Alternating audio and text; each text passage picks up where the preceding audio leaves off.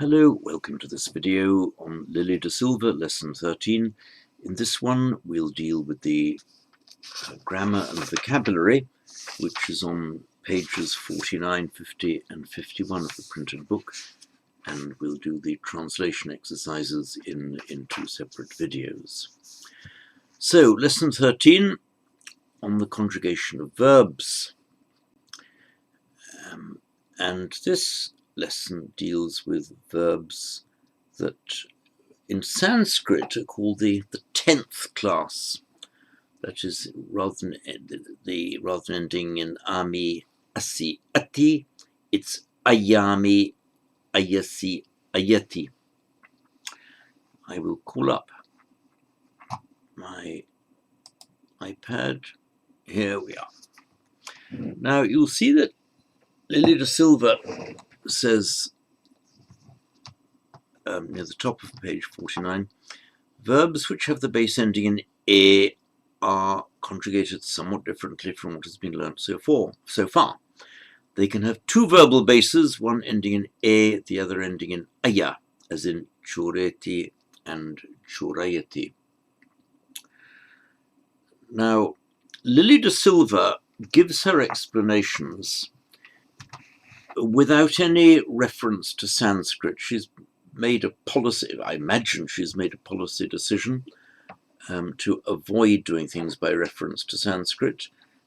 My policy decision is the opposite of that. I explain a lot of Pali by reference to Sanskrit because it makes so much more sense. Things that seem irregular or random fall into place if you know what it is in Sanskrit. So I'm going to start off this Pali lesson by actually explaining to you class 10 verbs in Sanskrit, and then everything will become clear. So we know the class 1 verbs in Sanskrit. We've got the root plus, let's take a very simple root, pach, to cook, and it's pachami, pachasi, pachati. Exactly the same there in Sanskrit as in Pali. Class 10 verbs are exactly the same, but they have the aya in it. So, and the class is very often used for causative verbs. In fact, the most frequent use of this class 10 is for causative verbs. So from gam, to go, gamayati, to cause to go. The verb is also, the 10th class verbs are also made from nouns. So for example, you have chora, meaning a thief, and rather than creating a noun from a verb root, the 10th class is used to create a verb from a noun. So from chora, from the noun chora equals thief, you have chorayami, chorayasi, chorayati. So you'll see it's exactly the same as this ami, asi, ati endings that we've become very familiar with, but there's just got this aya there. Chorayami, chorayasi, chorayati. And that's the only difference. I'm talking about Sanskrit now. Now, Pali also has these forms, but it's more common in Pali, a lot more common, to soften the aya just to an e. Etymologically, it is the aya softened to e.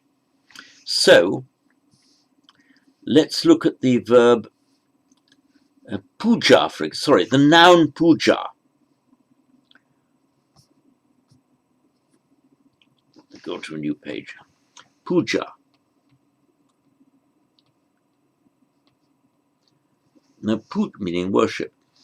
Puja is another of these nouns from which you then create a verb. So it's not as if puja is a noun from some root puj. No, it's not like you have puja from which you create a verb to worship. So pujayami.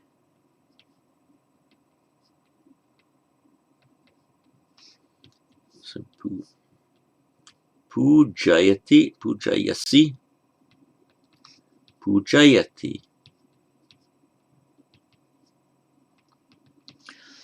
You will see these forms in Pali. These are, by the way, the only permissible forms in Sanskrit. In Pali, you'll see this alternative series of forms that you have set out in Lily de Silva on the base chore to steal.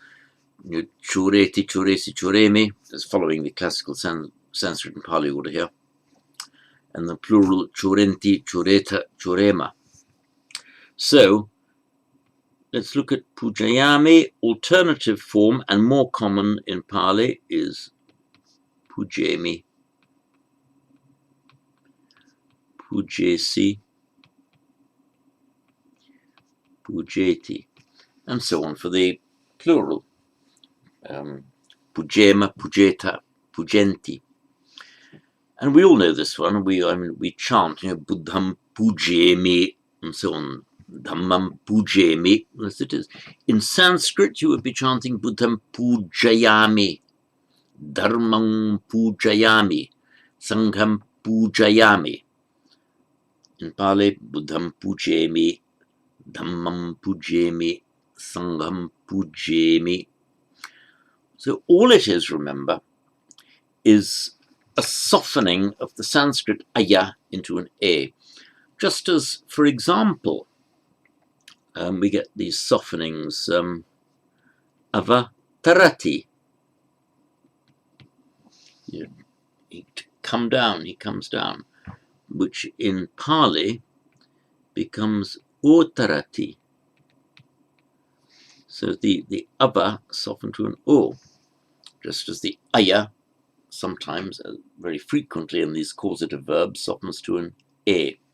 So I say causative verbs because pujayami is not a causative verb. It's called a denominative verb. In other words, it's a verb formed from a noun.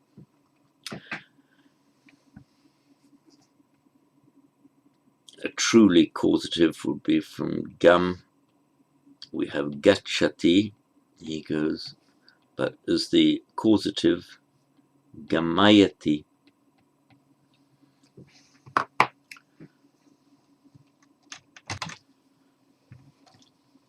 And just as you have gamayati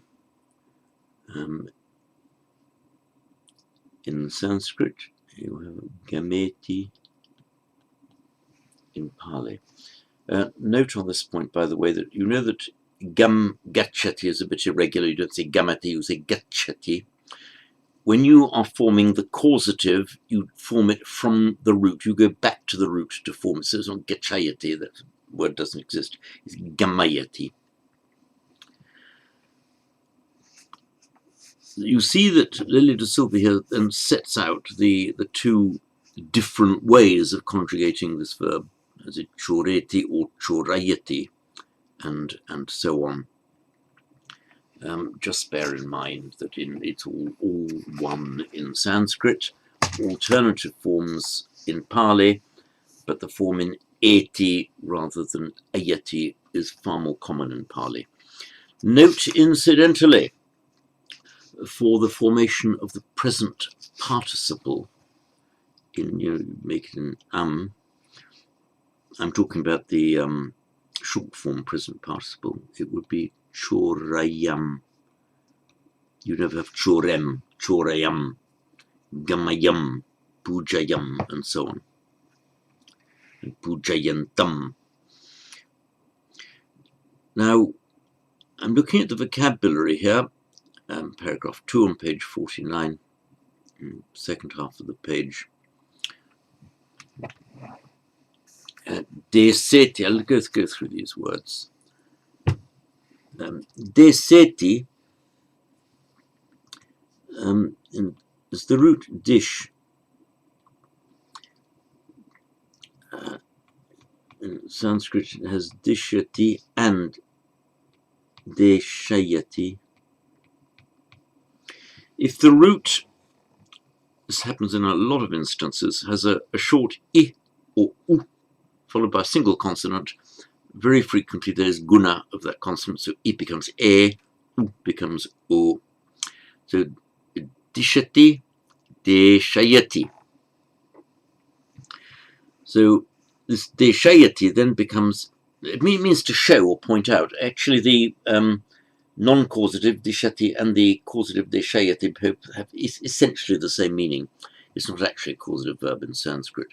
So in Pali it becomes deseti, literally to show, to point something out or to show. It often has the meaning of, as given here, to preach. You're showing something to people. Deseti. Chinteti. So chinta, thought. Well, chinta often has the idea of worried thought. So there's the root chit or chint, chintayati, Pali chinteti. Pujeti, we've just seen, honors. Pureti is some Sanskrit purayati, to fill. This word, pura, is cognate with our English word full, actually, pura, full. So to fill, to make full, purayati in Sanskrit, pureti in Pali. Pileti, oppressors. Let's look at this one. In Sanskrit, we have pida, the subdotted da, pida. What happens in, where you get a da, a subdotted da in Sanskrit, and it occurs between two vowels, an intervocalic between two vowels in Pali, the da changes to a subdotted la. So you tend to say pila rather than pida. And you have the same kind of phenomenon actually in modern Hindi, those of you who know Hindi. So this pida in Sanskrit would become pirda, the subdotted arda, pirda in modern Hindi, but it's the same word. So pirleti. So in Sanskrit, pirda means pain, or more of a physical kind of pain.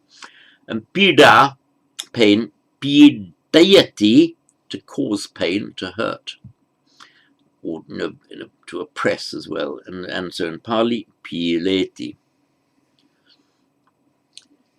Kateti, speaks. That's actually from the, our word kata, katam, how. So it's a verb made from that, to explain how, to say how, to katayati, to explain why. So kateti, to speak. Uddeti, to fly. In fact, in Sanskrit, there's di, and it's then ud, up, uddayati. So in Pali, uddeti. Oh, I mentioned about the d becoming l if it's between two vowels. That only applies if it's a single d in Sanskrit. If it's a double d, it doesn't apply. It remains as a double d. So you have uddayati, uddeti. You can't have a doubled subdotted l in Pali. There's no such thing. It's uddeti. Not to be confused with udeti.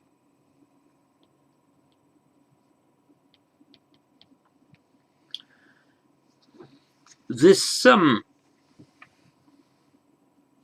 udeti in the same place to neti at the bottom of the next column. They, in a sense, shouldn't quite be in here. They aren't class 10 verbs.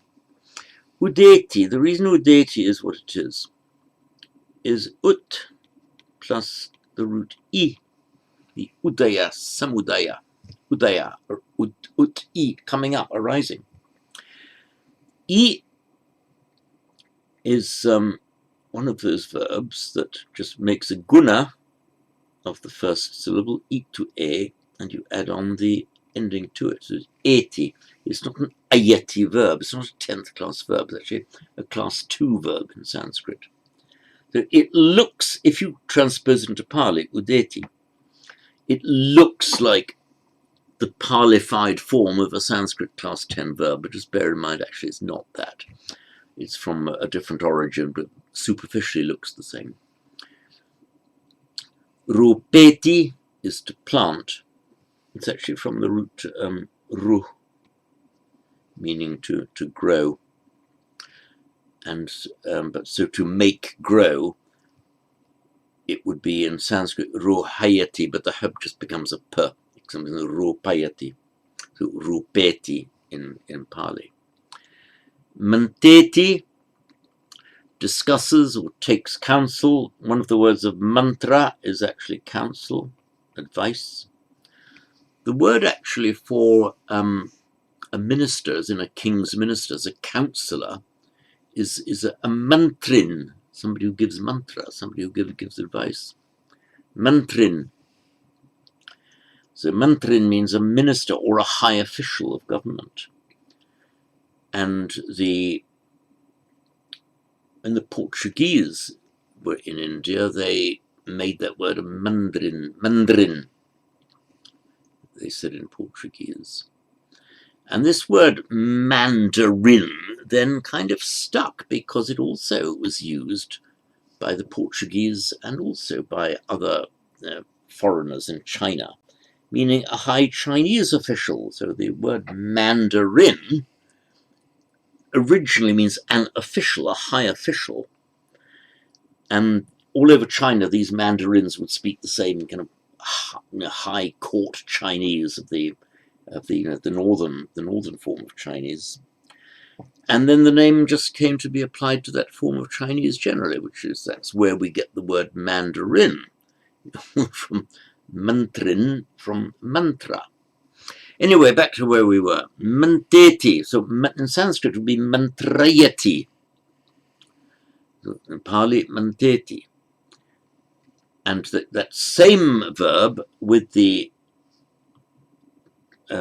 prefix a in front of it becomes amanteti, meaning to address. That word is frequently used, for example, of the Buddha addressing the monks, used in the aorist form, the amantesi. He addressed the monks. And ni here meaning in, so mi nimanteti. So this mantra often just have the meaning of just a calling. So nimanteti, you call in, you invite somebody in. Nimanteti. The next in the vocabulary is uluketi. Now this o is a softening of the Sanskrit ava. Avalok, to look down on. Avalokiteshvara, the Avalokita Ishvara. Avalokiteshvara is the Ishvara, the God who looks down, that is, who looks down in pity on the world. It's the looking down God. So this Ava plus root lok, cognations into our English look. So off look, to look down. In Pali, with the softening of the ava to o, becomes olok. So avalokayati, uluketi just means to look upon. Jaleti, to kindle.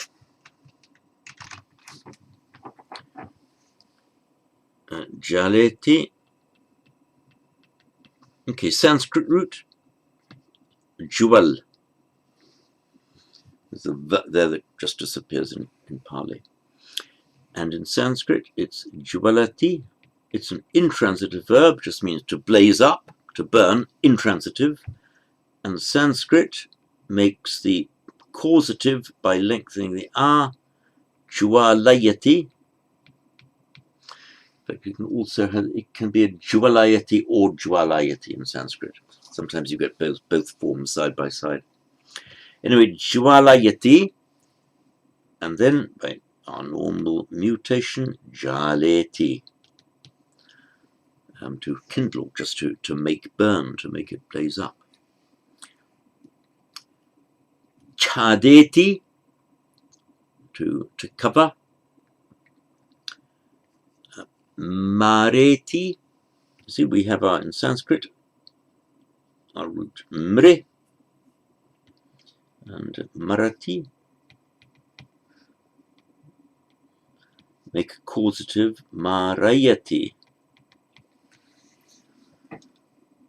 to kill.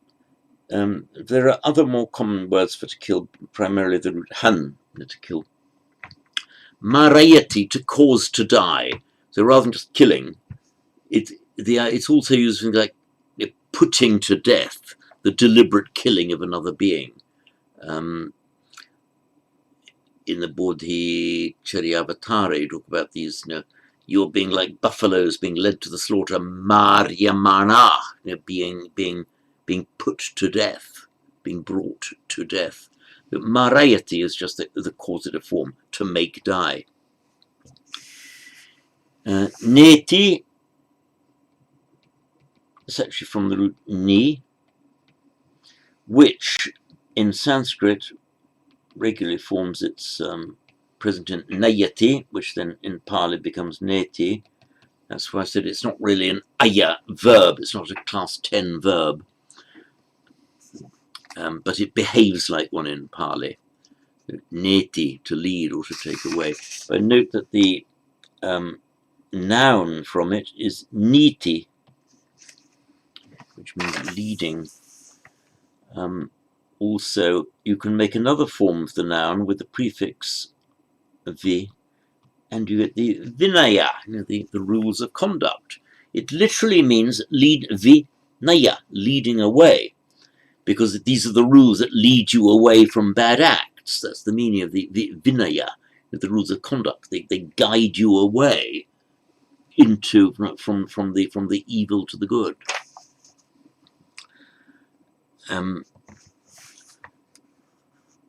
Over the page now, I'm looking at the top of page 50. Aneti, again, we have this prefix a, meaning towards. So aneti, to guide towards, or to guide towards oneself, therefore to bring. Tapeti. Tapeti. Let's look at this one. It's from our root sta, meaning to stand.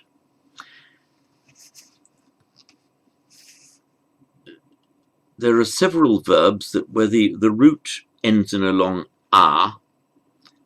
If you want to add the ayeti, the causative, to make stand, if you want to add the causative, you just put in a p, a euphonic p. So to make stand, stapayati.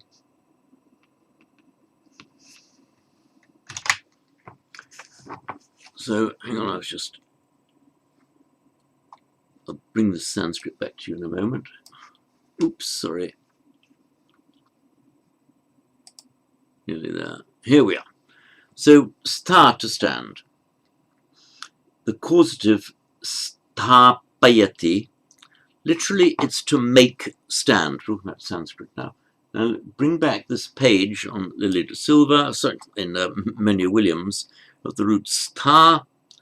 We close down there to the causative stapayati, of which the passive is stapyati, to cause to stand, or to set up, to cause you to prop up, appoint, cause to be, to make it, to make, you put somebody standing in a certain position, you appoint him to that position. And also it has to make stand. To make stand, therefore, is to cause, okay, where I'm highlighting, to cause to stand still, to arrest or stop. So to make stand, stapayati, with this p, which is not part of the root, inserted, to stop. I like to think, I don't know how technically, academically correct this is, I rather enjoy the thought that this stop in Sanskrit and stop in English.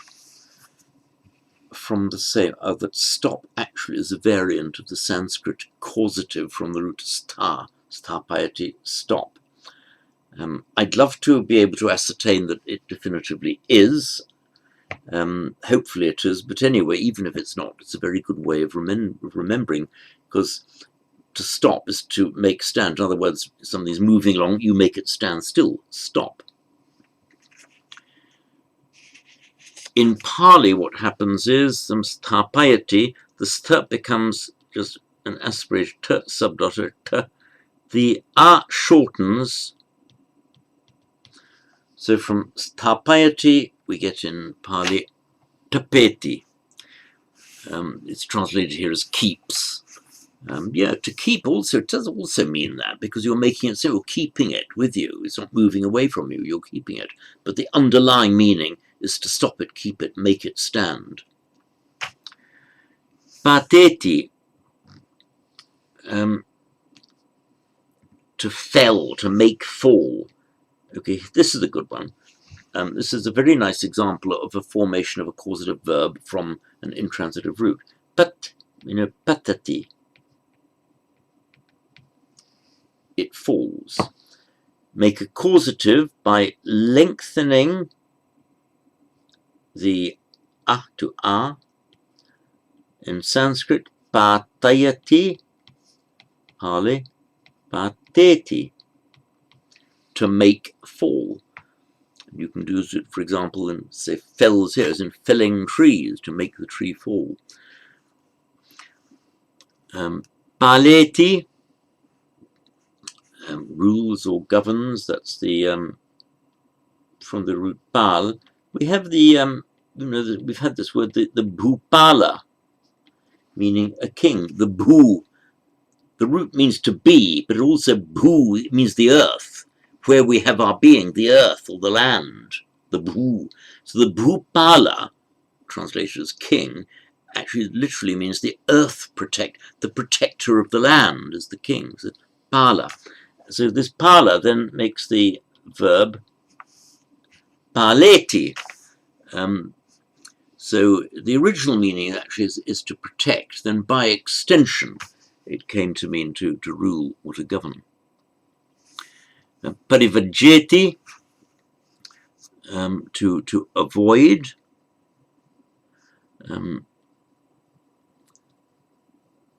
Pabajiko, pravrajiko, one who goes forth. Parivrajiko, one who avoid, you go around it. Parivraja, to go around something. So parivajeti, to avoid. Ubhaseti, this root bhas, meaning light. If you ever see this o at the beginning of a verb, you will, I don't know if it's always, certainly almost always, maybe always, will find that it is a softening of the Sanskrit prefix ava. So avabhashayati, to downlight, to cast light down on something and to illuminate it. So avabhashayati, Pali ubhaseti. And deti, gives. Deti is actually not a class 10 verb. And to be fair to Lily, she didn't say it was, but she's lumped things there because they're class 10 and because they happen to look like class 10 in Sanskrit. So deti is a bit of an irregular one. It's, as we know, it's from our root da, to give, and dana, datta, adinna, dana, and that. Dadati, given in brackets here, is actually the correct Sanskrit form. Deti is a pure Pali form, would not be allowed in Sanskrit. Now, looking at the absolutives, called gerunds here, there's some confusion about what this word gerund means among different linguists. So it's probably better if we stick to the form absolutives, because there's no doubt about what's meant there. These are the ones in toi. You'll see that the gerund, look, desetva, desayati, deseti, desetva, Puretva, having filled, and so on. In Sanskrit, it would be deshayitva purayitva.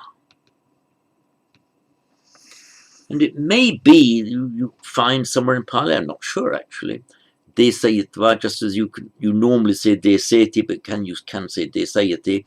So equally the form ayitva may exist. But certainly the etwa is either the only one or by far the most common one in Pali. So desetwa, puretva, choretva. Similarly for the infinitives, desetum in Sanskrit, deshayitum,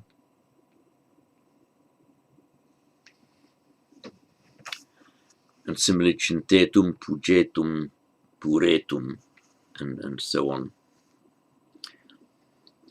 Now the next section here, section 4, entitled Verbs which have the base ending in na.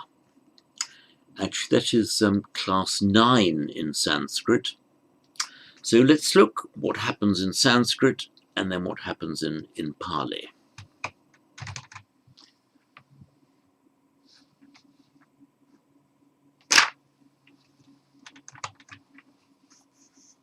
Yeah, apologies, I still accidentally had the Lamonia Williams screen up when it should have been my iPad. Anyway, there we are. I forget what point we got to there. Anyway, here we are. Now back to class 9. Now, I won't go through the complexities of class 9 in Sanskrit. I will refer you to MacDonnell, to section 132, which is actually the longest section in the entire book, covering several pages. What you need to do if you want to look it up via the website, go to paragraph 132 and then scroll down until you get to, there we are, 9th class, and that shows you what happens in Sanskrit. You'll see in the Sanskrit that some forms of the verb have a na in them, others that na changes to ni for certain parts of the verb. So, for example, krinami, krinasi, krinati, but in the plural is krinima, krinita, and krinanti. In Pali, it remains, makes Pali a bit easier, it remains as a na. So let's see what happens then. So we have this root kri, meaning to sell, sorry, to buy. And in Sanskrit, kri nami. The N is subdotted here only because of the preceding r. Krinami, krinasi, krinati. So in Pali, following that, it becomes kinami, kinasi, kinati, kinama.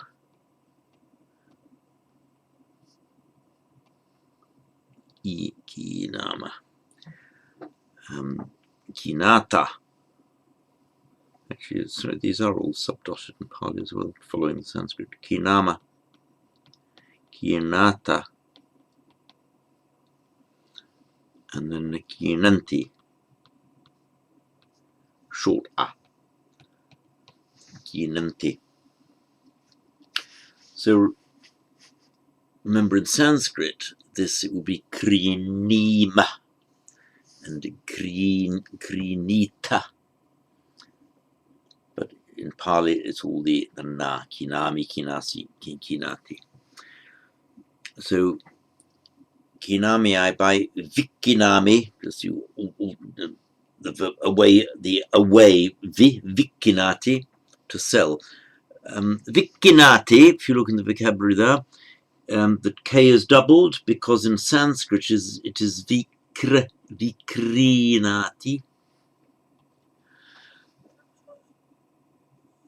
And by normal phonetic mutation, a kr becomes a double k in Pali, vikinati.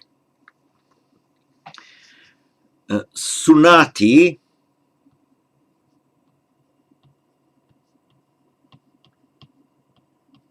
that is from the root shru, so, and in Sanskrit shrinoti, actually in Sanskrit, it's from that same root from which we get sutam, shrutam, evam me sutam, thus have I heard. So it's a ninth class verb in Pali, so sunati here's.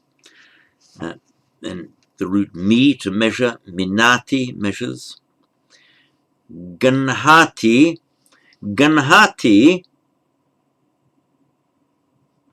is this root gri, alternatively grib.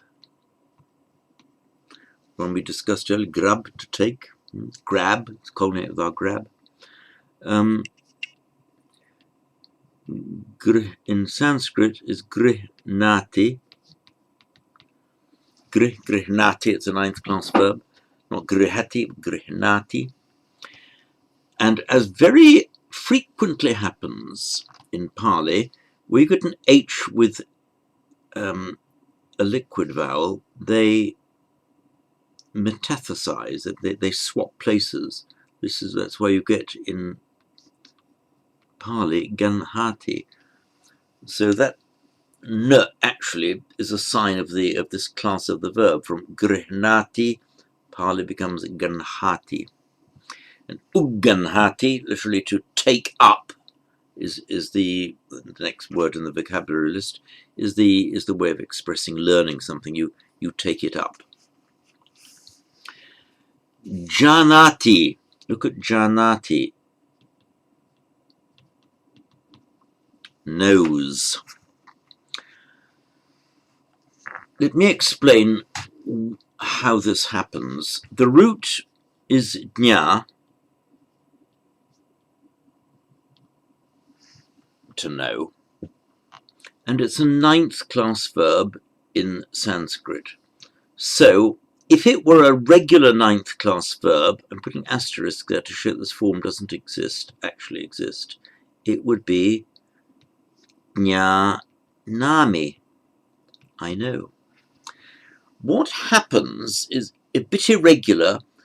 The ny of the root drops out in the present tense. So instead of jnanami, it actually becomes janami.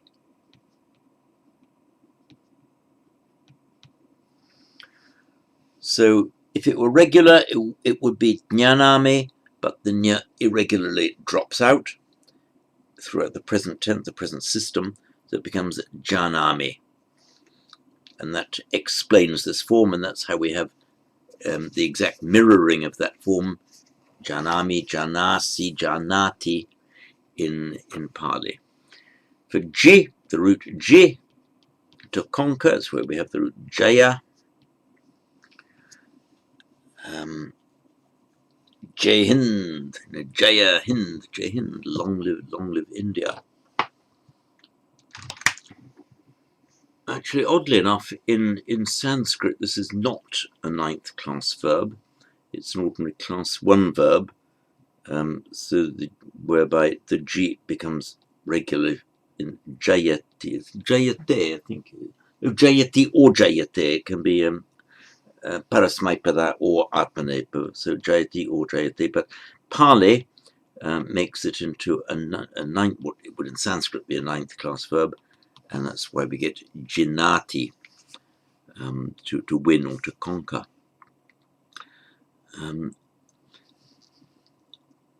Then we have the next one, papunati or papoti, reaches, that actually is from the root up, very common one, meaning to get or to obtain. In Sanskrit, it's actually a fifth class verb. Fifth class verb. So it makes apnoti,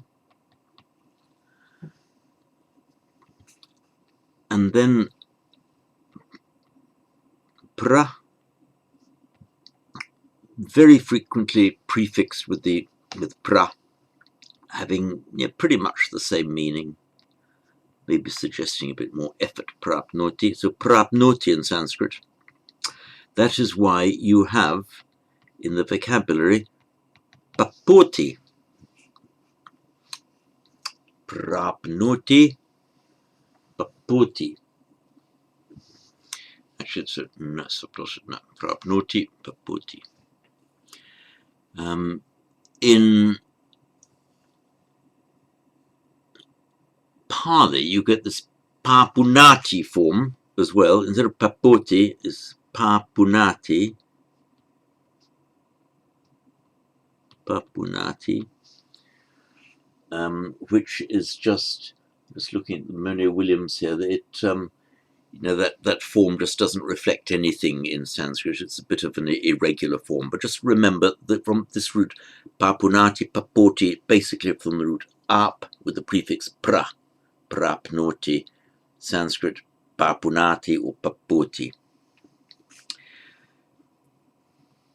The next one, uchinati, to pick or to collect. It's from the root chi, which in Sanskrit is actually rather like ap. It's fifth class verb, so you get chinoti, but in Pali it becomes chinati. The root chi actually in Sanskrit means to heap something up, to arrange something in order to pile it up. And so avachinati is like picking off. That's, it says to pick or to collect. That is plucking. So chi. Now look at this one. Vichi is to unheap. If something's in a pile or a heap, you pick the pile apart. And it makes its verbal noun as in vichaya. Dhamma vichaya.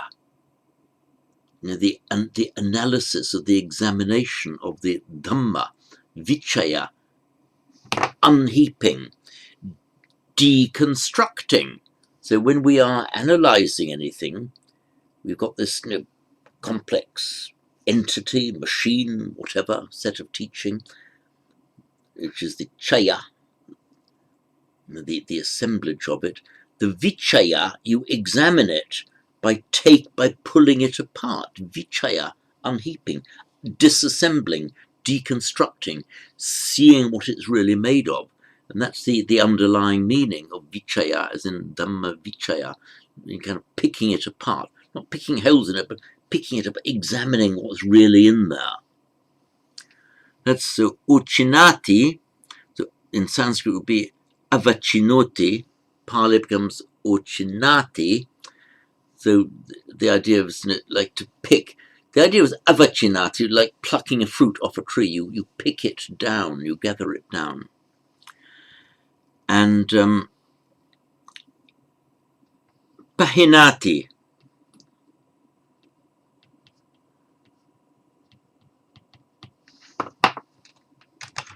Again, in Sanskrit, the root he, it means to send forth, to impel, to urge on, to set something in motion.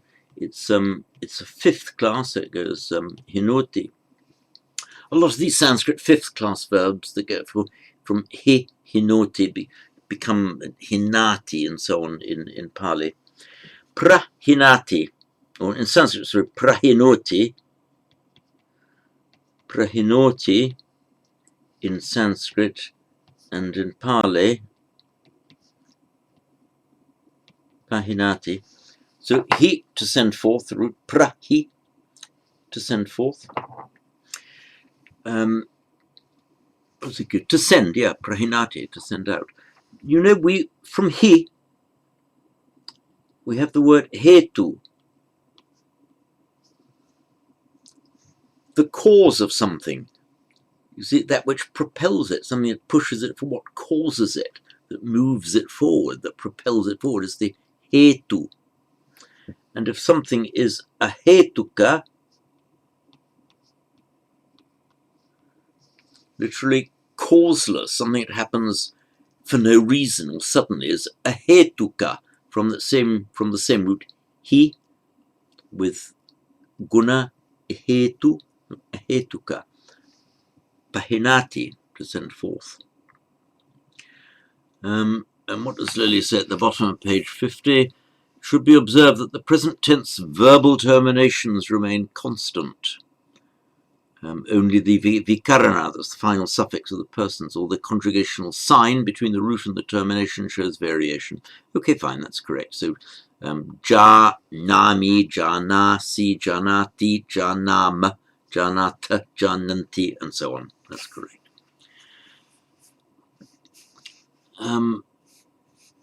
Now, section 6 at the top of page 51, that's, attention should be paid to the following forms. Again, janati, I've just explained that. Nyatva, janitva, and nyatum. That's because the root is nya, irregularly becomes janati, both Sanskrit and Pali. In the nyatva, having known, in Sanskrit it's regular, there will be jnatva. Let me call up the, I've got the iPad already. So jna,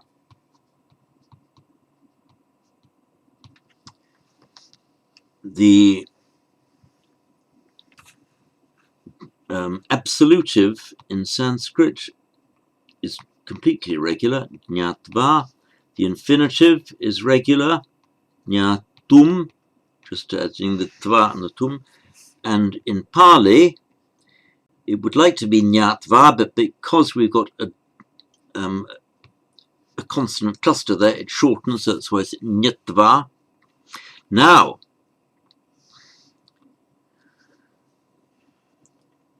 nyatva, Pali nyatva are the classical forms. Pali will often make its absolutive from the present base. So not jnatva, but janami, janitva, janitva. This is Pali only. This breaches the rules of Sanskrit grammar, where the absolutive ending tva is added to the root. Here it's added to the present base from janitva. Infinitive Jnatum, yeah, that's to be expected from the Sanskrit jnatum. So Pali follows the Sanskrit there. Sunati, from the root shru, actually. So if you look at near the top of page 13 now, sunati sutva sunitva. The shrutva would be the Sanskrit, so sutva, but Pali, in violation of Sanskrit rules, but it's okay in Pali, makes its absolutive also off the present stem. So you can do it the same as in Sanskrit, shrutva, Pali sutva, or sunitva, which is okay in Pali, not in Sanskrit. Pali also makes the infinitive like Sanskrit. So Sanskrit, shrotum, to hear. But Pali also has the infinitive made off the present stem, so sunnitum, not allowed in Sanskrit. Papunati. So in Sanskrit, pa,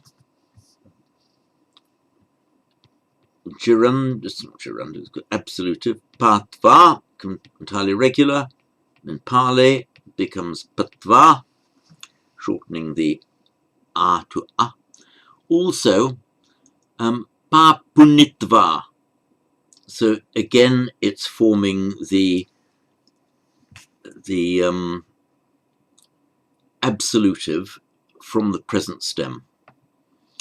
Likewise, the infinitive papunitum, paputum. In Sanskrit, it is patum.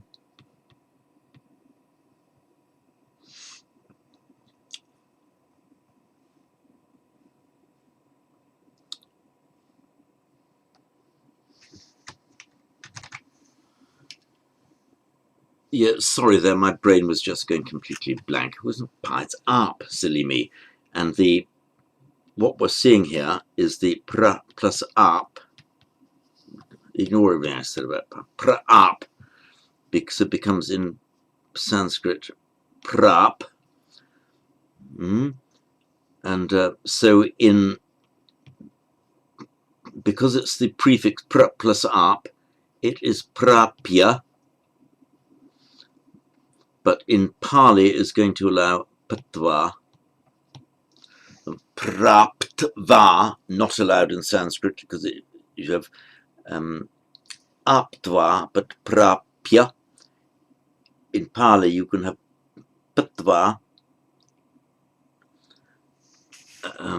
which you could not have in Sanskrit because it's the prefix. So praptva, not allowed, has to be prapya.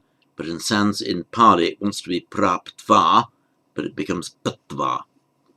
Sorry, my brain just went dead when I was doing that bit. And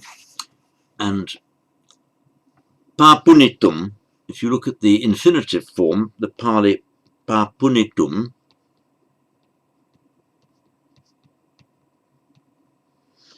in Sanskrit it is prapnoti.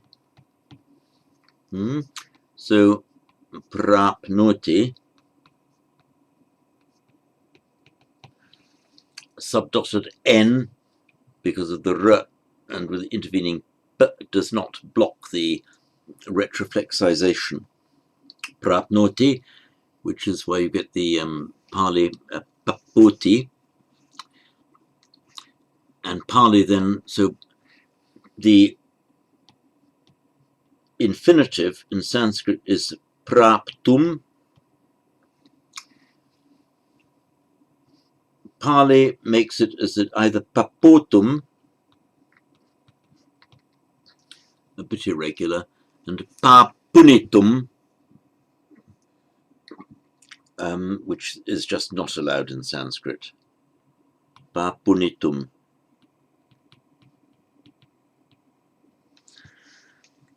So this is some ganhati. I said there's some grihnati, gehitva, ganhitva. You can see how these are formed. There's Sanskrit inserts an e grihitva, and grihitum, grihita is the past participle. So gehitva in Pali. Okay, that's more or less like the Sanskrit. But again, we have a ganhitva forming the absolutive of the present stem, permissible in Pali, not in Sanskrit. Similarly for the infinitive, gehetum, Sanskrit grihitum, reflected in the Pali gehetum, but ganhitum, that's the infinitive made off the present stem, okay in Pali, not in Sanskrit. Looking now at paragraph 7 on page 51.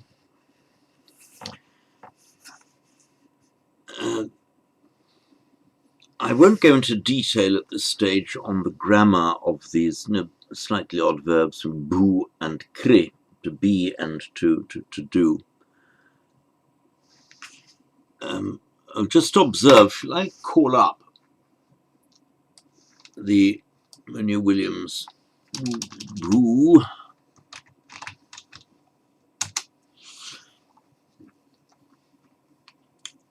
and bhavati, and the infinitive, the regular infinitive, is bhavitum, yeah? And the absolutive bhutva. Don't worry about these other forms because he gives old Vedic forms as well. So in Sanskrit, let me call up. Move up again. There we are. So Sanskrit bhu, absolutive bhavitva. I think bhutva is also permissible. Bhavitva and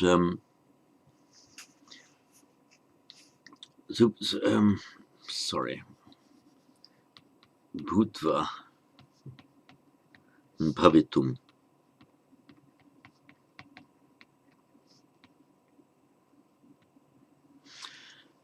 And in Pali, you have bhavitva or hutva. The infinitive bhavitum, the same as the Sanskrit, or hutum. So bhavati, huti, what's the relationship between them? Huti is just an abbreviated form of that same word. So the bh becomes softened to a h. I can't remember whether that's the only word in which that happens between Sanskrit and Pali, or even within Pali. It's certainly the most common one.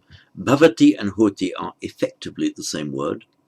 And what has happened? The bh has become softened to a h, and the ava has become softened to o, which we, as you know, we often see in the prefix ava being softened to o. Here we see bhavati softened to huti. It's the same word. And that accounts for these two parallel forms. Look at the absolutive and the infinitive, bhavitva, hutva, or bhavitum, hutum. The verb kri, the root kri, meaning to do, again, it's slightly irregular even in Sanskrit. The absolutive is regular, kritva, and that accounts for the Pali, katva, so that reflects the regular Sanskrit. Sanskrit, with the guna of the ri, makes kartum, to do. You'd expect from kartum to see kattum with a double T in Pali, but it doesn't do that. It becomes katum. The past participle, by the way, the passive participle formed regularly in Sanskrit, krita, and we regularly see in Pali, kata. Sometimes with a subdotted T, kata or kata. More commonly kata, I think. Now just skip atti for the moment, I'll come right back to it. Look at the present tense, karoti, karusi, karumi, karunti, karota, karuma. That closely reflects what it is in Sanskrit, karumi, karoshi, karoti, and so on. It is a fifth class verb in, sorry, I think I'm right in saying that. Sorry, in Sanskrit it can be both fifth class or eighth class. So it's krinoti or karoti. In Pali, it follows the eighth class in Sanskrit, karoti. That's why you get karoti, karusi, karumi, karunti, karota, karuma. And for the verb atti, to be, let me just explain that. It's from the root as, to be, which is reflected, of course, in the Latin root esse, Latin verb, infinitive esse. And it's a class 2 verb, which means that the endings are joined directly onto the root. So it's not asati, but asti, which is regular. Latin, it's est, asti, which in Pali becomes atti. So that's actually quite regular. Asti, Pali, atti. That's the third person, atti. Look at the second person. I'm now looking just below halfway down on page 51. Assi. Is this irregular? Yes, it is. Normally you would expect as plus C to make assi. But it doesn't do that. It drops out one of the S's, and that's why it is assi. Thou art. Look within. Tat tuam assi. That thou art. Tat tuam assi. And first person, asmi, which is regular for the class 2 verbs. We join not asami, but asami it would be, but asmi, you join the mi ending directly onto the root of asmi. That also exists in Pali in exactly the same form, but with the alternative form of amhi. And again, we see this metathesis, asmi, amhi, with the S becoming an H and swapping places with the liquid consonant, asmi, amhi. Now, looking at the plural, what happens in the plural in Sanskrit?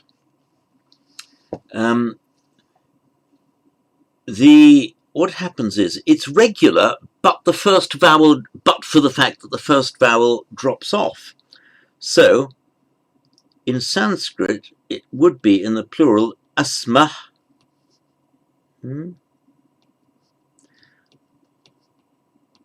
Asta and asanti.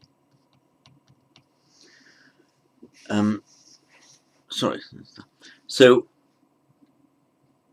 what happens actually in Sanskrit is just the a drops off in the plural, so you get sma, sta, santi. In Pali, that a comes back, and that's why we get, so santi is the same, Sanskrit and Pali, santi, they are, but you are is not just sta as in Sanskrit, it is atta. And the first person, we are, sma in Sanskrit, the a comes back, and so it's asma or amha. Again, with our metathesis, swapping places of the S becoming an H and swapping place of the M. Asma, amha. So that brings us to the end of the grammar. I do apologize for my brain having wandered off while I was trying to do it. I've done far too much video recording today. There we are. That brings us to the end of the grammar, and there are then subsequent videos in which we'll go through the translation exercises of lesson 13. Thank you.